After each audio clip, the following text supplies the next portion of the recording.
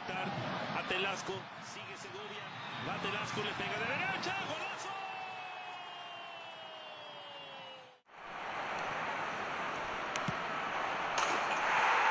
কিরে, সারাদিন শুধু মোবাইল টিপা, পড়াশোনা সব বন্ধ নাকি?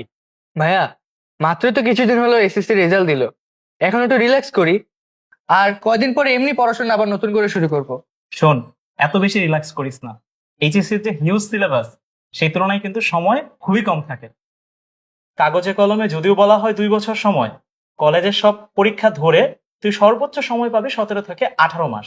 তুই যদি এখন অনেক বেশি রিল্যাক্সে থাকস আর এইচএসসির প্রিপারেশনটা এখন শুরু না করস, তাহলে কিন্তু তুই তোর সিলেবাস প্রপারলি শেষ করতে পারবি না।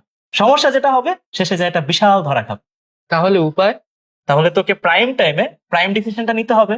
আর এই জন্য তুই এখনই ভর্তি হয়ে যাবি উদ্ভাসের HSC first year academic program prime ব্যাচে।